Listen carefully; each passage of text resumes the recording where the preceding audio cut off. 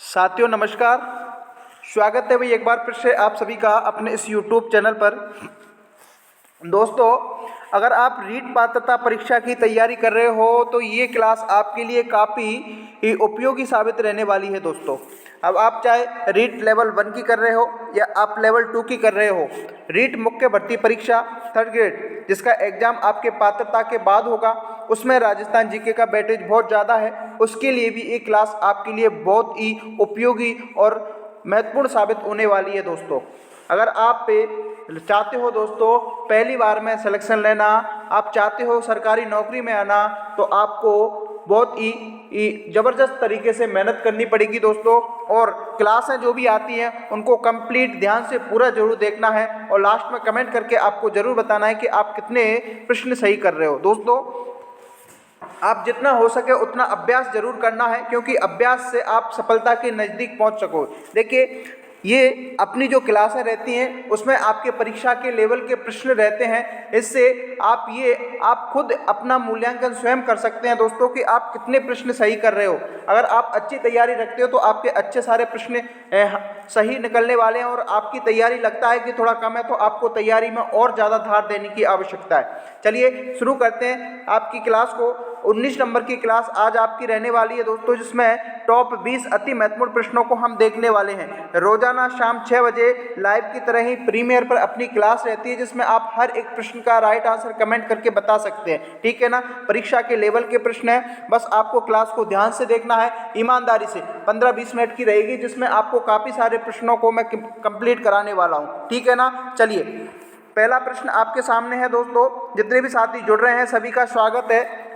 अपने दोस्तों को शेयर कर दीजिए दोस्तों। अभी तक क्लास लाइक नहीं की, लाइक जरूर करें। देखिए, पहला ही प्रश्न आपके सामने है। सबसे पहली प्राथमिकता आपको प्रश्न को ध्यान से पढ़ना है, उसके बाद राइट आंसर कमेंट करके बताना है। यहाँ से प्रश्न पूछा जाता है दोस्तों, इंपॉर्टेंट क्वेश्चंस लगा लीजिए इसको। प्रश्न क्या है कि राजस्थान में सातुड़ी तीज है वो कब मनाई जाती है। देखिए, वेरी वेरी इंपॉर्टेंट क्वेश्चन है।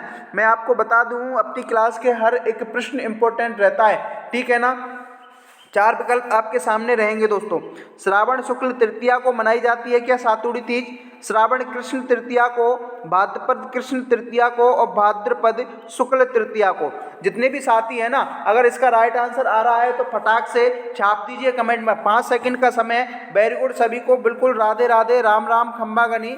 स्वागत है सभी का दोस्तों, जुड़ जाइए, एक बार अपने दोस्तों को शेयर कर दीजिए। सातुड़ी तीज की बात की जा रही है दोस्तों, तो सातुड़ी तीज मनाई जाती है आपके भादवे के महीने में। कौन से महीने में? भादवे के महीने का पक्ष आएगा आपका कृष्ण पक्ष दोस्तों। कौन सा पक्ष आएगा? कृष्ण पक्ष की तृतीया को आपकी सातुड़ी तीज मनाई जाती है दोस्तों। अब आप देख लीजिए किस विकल्प में है, बताओ। भाद्रपद कृष्ण तृतीया विकल्प नंबर सी में है दोस्तों। तो सी इस क्वेश्चन का क्या होगा? राइट आंसर हो जाएगा सर। क्या हो जाएगा? राइट आंसर हो जाएगा। जितने भी साथी सी विकल्प का चयन कर रहे हैं ना, वो यहाँ पर सही रहने वाले हैं। ठीक है ना।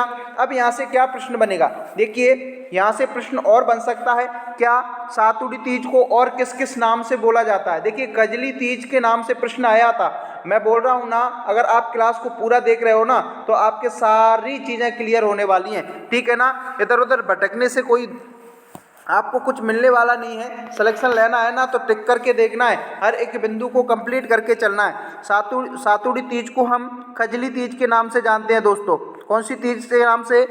कजली तीज के नाम से भी जानते हैं, बड़ी तीज के नाम से जानते हैं, बूढ़ी तीज के नाम से जानते हैं, और एक नाम और आ जाएगा सौंदा तीज। इतने सारे नाम हैं और इन नामों से आपके प्रश्न पूछा जाता है। ध्यान रख लेना, लिख लेना। अगर आपको नहीं है, आता है तो अच्छी बात है। ठीक है ना। इस दिन क्या होता है भाई, महिलाएं और लड़कियां व्रत रखती है भाई। क्या रखती हैं? व्रत रखती हैं, जिसमें शिव और पार्वती जी की पूजा होती है भाई। किसकी पूजा होती है? शिव और पार्वती जी की पूजा होती है। और ये आपकी सातुड़ी तीज है ना, ये आपके रक्षाबंधन का त्योहार आता है श्रावण में। किस में आता है भाई? श्रावण पूर्णिमा को, उसके 3 दिन बाद, और आपकी कृष्ण जन्माष्टमी के 5 दिन पहले सातुड़ी तीज मनाई जाती है। इतनी सारी चीज़ें आपको क्लियर होनी चाहिए। ठीक है ना। अगर आपको क्लास अच्छी लग रही है ना, तो एक लाइक जरूर करें दोस्तों। आपके लाइक से हमें मोटिवेशन मिलता है। अपने दोस्तों को शेयर कीजिए ताकि वो भी इस प्रकार के प्रश्नों से परिचित हो सके और अपनी तैयारी को मजबूत कर सके। नेक्स्ट क्वेश्चन की ओर बढ़ो। अगला प्रश्न, अगला प्रश्न है, शानदार प्रश्न है साथियों, पूछा गया प्रश्न है। प्रश्न क्या है कि शेखावाटी क्षेत्र में ऊबचट को क्या कहा जाता है। अब देख, मैं एक प्रश्न आपसे यहाँ पूछता हूँ कि आपका जो शेखावाटी क्षेत्र है ना, इसमें कौन कौन से जिले शामिल हैं, ये आप कमेंट करके बताओ, ठीक है ना। शेखावाटी क्षेत्र में ऊबचट पड़ती है, इसको क्या कहा जाता है, ये प्रश्न ने पूछा है। ऊंटचट, गामाचट, चानाचट, निर्जलाचट। देखिए, ऊबचट की बात की जा रही है तो सबसे पहले एक प्रश्न इसका बनता है कि ये कब मनाई जाती है। ऊबचट की बात करें दोस्तों तो ये मनाई जाती है आपके भादवे के कृष्ण पक्ष में। कौन से पक्ष में? कृष्ण पक्ष में। भादवे का कृष्ण पक्ष की षष्ठी को मनाई जाती है दोस्तों, ध्यान रखना है, ठीक है ना। ऊबचट को हम हल षष्ठी के नाम से भी मानते हैं। किसके नाम से? हल षष्ठी के नाम से जाना जाता है, जिस दिन भगवान बलराम जी, कौन? अरे श्री कृष्ण के बड़े भाई बलराम जी की जयंती भी इसी दिन मनाई जाती है, ध्यान रखना, यहाँ से प्रश्न पूछा जाता है, ठीक है ना। अब बात आ रही है शेखावाटी क्षेत्र में ऊबचट को चानाचट के नाम से जानते हैं दोस्तों। कौन सी चट के नाम से?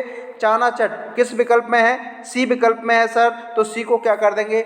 लॉक कर देंगे, ठीक है ना। जितने भी साथी सी विकल्प का चयन कर रहे हैं ना, यहाँ पर सभी सही रहने वाले हैं दोस्तों। अगले प्रश्न की ओर बढ़ते हैं। अगला प्रश्न क्या कह रहा है?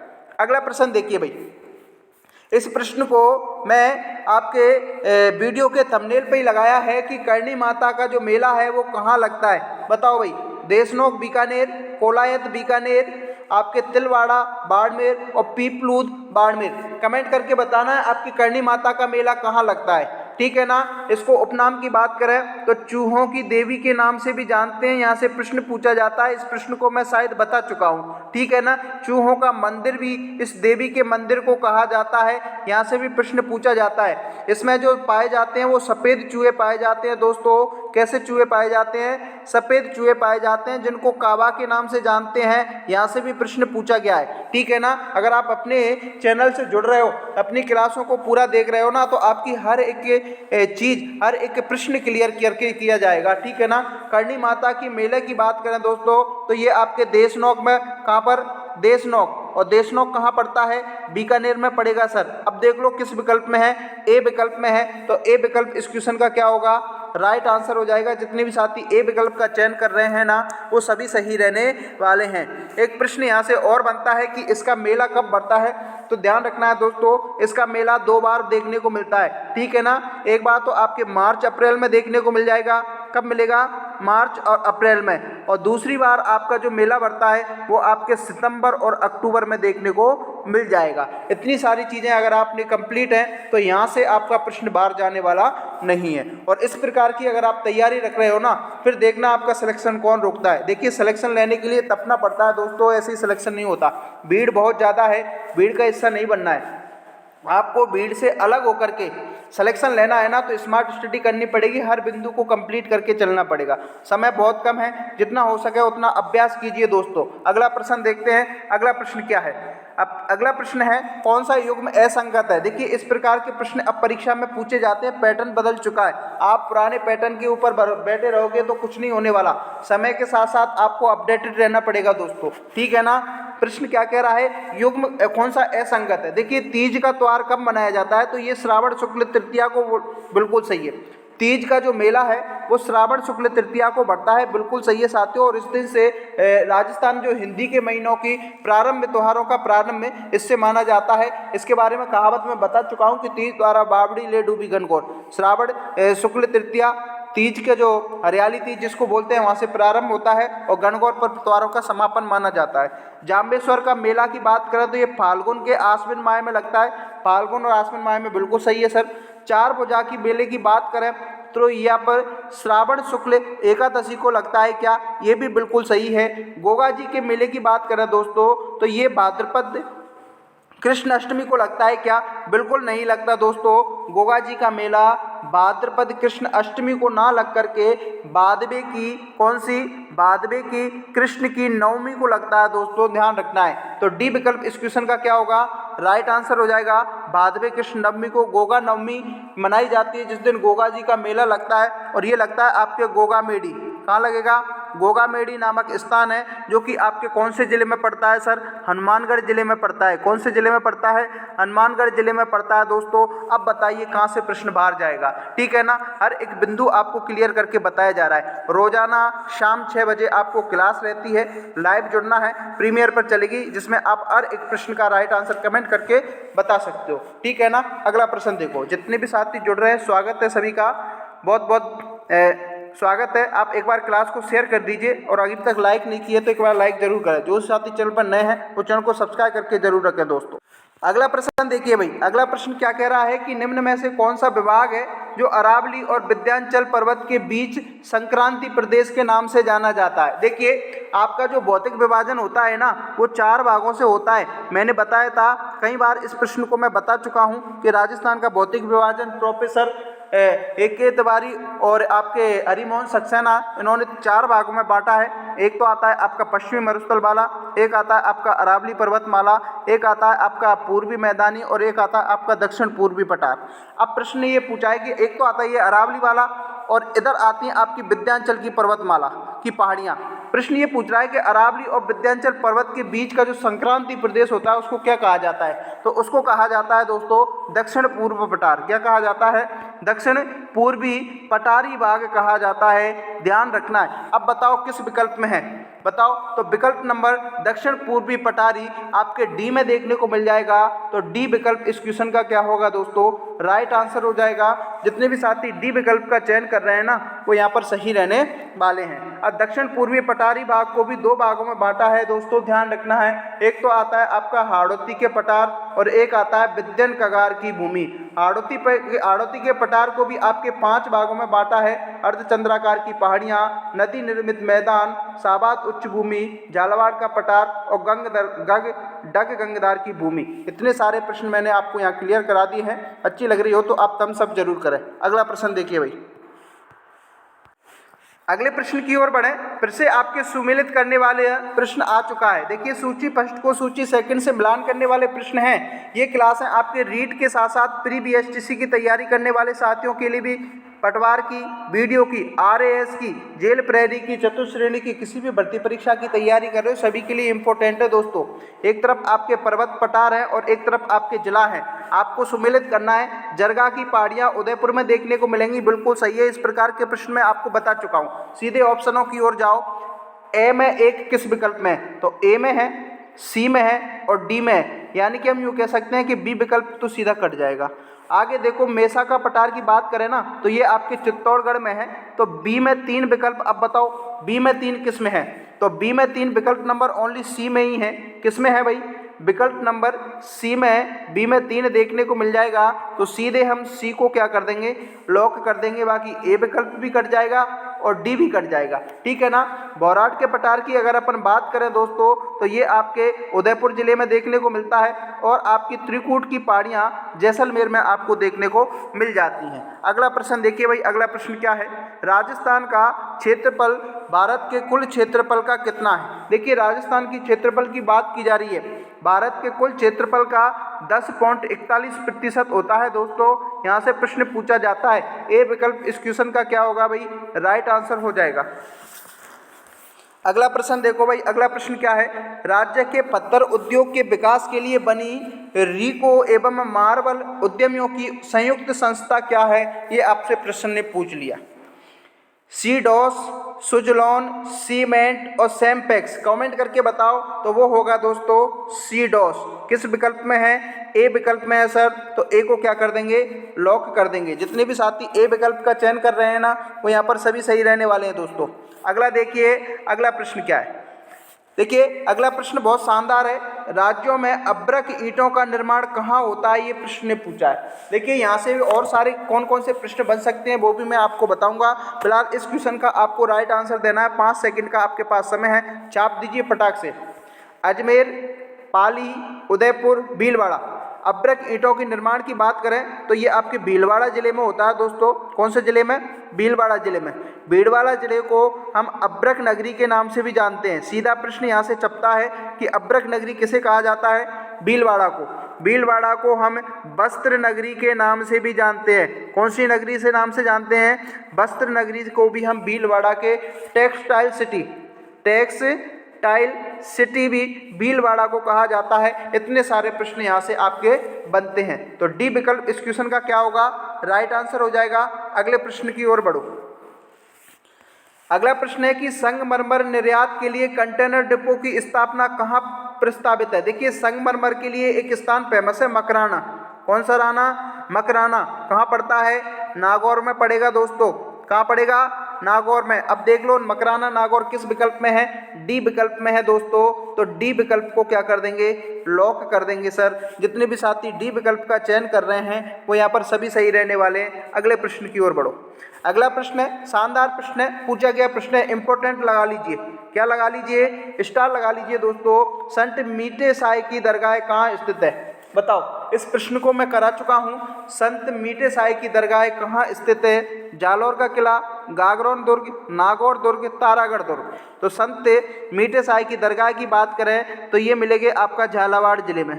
कौन से जिले में दोस्तों? झालावाड़ जिले में एक दुर्ग बना हुआ है जिसको हम गागरोन दुर्ग के नाम से जानते हैं। कौन से दुर्ग के नाम से? गागरोन दुर्ग। और ये दुर्ग आपके जल दुर्ग की श्रेणी में आता है दोस्तों। किस दुर्ग की श्रेणी में आता है? जल दुर्ग की श्रेणी में आता है। काली सिंध और हाहू नदी के संगम पर ये दुर्ग बना हुआ है, ध्यान रखना है। संत पीपा और संत मीठे साई की दरगाह भी यहाँ पर देखने को मिलती है। बी विकल्प इस क्वेश्चन का राइट आंसर होगा दोस्तों। बी विकल्प को चयन करने वाले सभी साथी यहाँ पर सही रहने वाले हैं। प्रत्येक प्रश्न का राइट आंसर देते चलिए दोस्तों। जितने भी जुड़ रहे हैं ना, राइट आंसर कमेंट करके जरूर बताते चलिए। अगला प्रश्न देखो, खेतड़ी में कौन से संत सुधारक आए थे? देखिए, खेतड़ी आपके झुंझुनू में पड़ता है, ध्यान रखना है। और यहाँ पर प्रश्न ये पूछ रहा है कि कौन से संत सुधारक आए थे? तो यहाँ पर स्वामी विवेकानंद आए थे दोस्तों। कौन? स्वामी विवेकानंद। ध्यान रखना है, स्वामी विवेकानंद का एक नारा था, कमेंट करके बताओ, उठो जागो और तब तक मत रुको जब तक आपके लक्ष्य की प्राप्ति ना हो जाए। तो आपको भी यही टालना है दोस्तों। आपको जब तक नहीं रुकना है तब तक आपको रीट पात्रता क्लियर करके रीट मुख्य भर्ती परीक्षा की खोपड़ी में छेद करना है, ध्यान रखना। और वो आप कब करोगे? जब आपको निरंतर रूप से तैयारी में धार रखनी है, ठीक है ना। ए विकल्प इस क्वेश्चन का राइट आंसर होगा। अगला प्रश्न देखो, बागड़ का धनी किसे कहा जाता है? बताओ, बागड़ का धनी किसको कहा जाता है? बताओ भाई। मालखेत जी को, कमरुद्दीन शाह को, नवाब रुएल खां को या बाबा शक्कर पीर को? बागड़ के धनी की बात की जा रही है तो बाबा शक्कर पीर को ध्यान में रख लेना है दोस्तों। बाबा शक्कर पीर को बागड़ का धनी कहा जाता है। डी विकल्प इस क्वेश्चन का राइट आंसर होगा। अगला देखिए, अगला प्रश्न देखिए, लखनऊ जैसी भूल भुलैया। क्या प्रश्न कह रहा है साथियों? ध्यान से पढ़ना है। लखनऊ जैसी भूल भुलैया एवं जयपुर के हवा महल की झलक देखने को कहाँ मिलती है? देखिए, किरोड़ी के टोडरमल स्मारक में, खेतड़ी महल झुंझुनू में, पिलानी झुंझुनू में या मैनसर झुंझुनू में?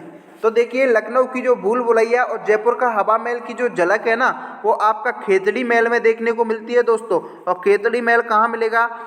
ये आपके झुंझुनू में मिलेगा। और झुंझुनू आपके शेखावाटी का क्षेत्र है, जो कि पहले ही प्रश्न में मैंने पूछा था कि शेखावाटी क्षेत्र में कौन कौन से जिले शामिल हैं। कमेंट करके जरूर बताना। बी विकल्प इस क्वेश्चन का राइट आंसर होगा।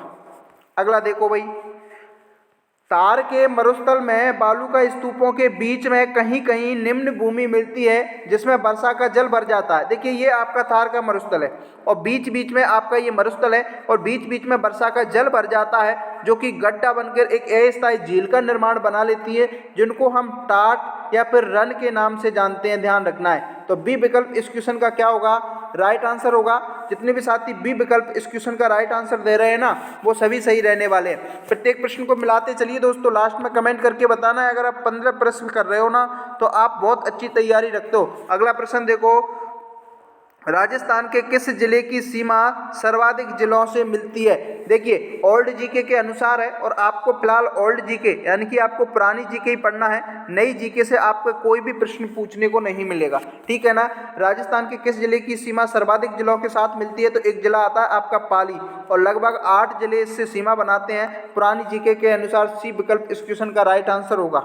अगला देखो भाई, अरावली पर्वत श्रृंखला के प्रमुख दर्रे कौन कौन से हैं? ये प्रश्न ने पूछा है। देखिए अरावली पर्वतमाला के दर्रे की बात की जा रही है कि अपने राजस्थान में अरावली पर्वतमाला है वो आपके दो भागों में उसको बांटती है, उत्तरी अरावली, मध्य अरावली, दक्षिणी अरावली, जिसमें एक दर्रा आता है आपका देसूरी की नाल का दर्रा जो कि राजसमंद के समथिंग पड़ता है, और हाथी के नाल का दर्रा जयपुर के समथिंग देखने को मिलता है। तो सी विकल्प इस क्वेश्चन का क्या होगा, राइट आंसर होगा देसूरी की नाल और हाथी का दर्रा अरावली पर्वत श्रृंखला के प्रमुख दर्रे माने जाते हैं।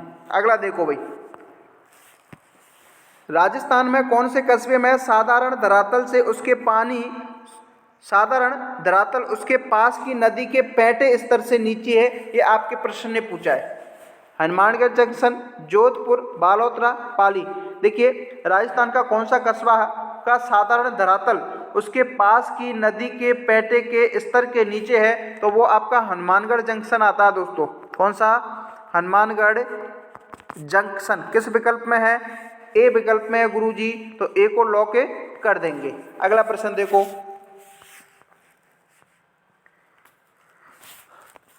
अगला प्रश्न है कि राज्य का कौन सा जिला खस एवं इत्र उद्योग के लिए प्रसिद्ध है, बताओ। कोटा, झालावाड़, बाराकोटा, बांसवाड़ा, डूंगरपुर, सवाई माधोपुर, भरतपुर। कमेंट करके बताते चलिए ऐसा कौन सा जिला है जो खस और इत्र के उद्योग के लिए प्रसिद्ध है। तो वो आ जाएगा, एक तो आपका सवाई माधोपुर आएगा और एक आएगा आपका भरतपुर। बताओ किस विकल्प में है, विकल्प नंबर डी में है गुरुजी, तो डी को क्या कर देंगे, पकड़ेंगे सर, और क्या कर देंगे, लॉक कर देंगे। Very good. अगले प्रश्न की ओर बढ़ो। अगला प्रश्न क्या है, देश की पहली चीनी मिल, कमेंट करके बताओ, देश की पहली चीनी मिल, किसकी, राज्य की पहली चीनी मिल कौन सी है, कमेंट करके बताओ। तो वो थी दोस्तों आपकी दी मेवाड़, कौन सी, दी मेवाड़ शुगर मिल्स, भोपाल सागर। कौन सा सागर, भोपाल सागर, चित्तौड़गढ़ की थी। तो ए विकल्प इस क्वेश्चन का क्या होगा दोस्तों, राइट आंसर हो जाएगा।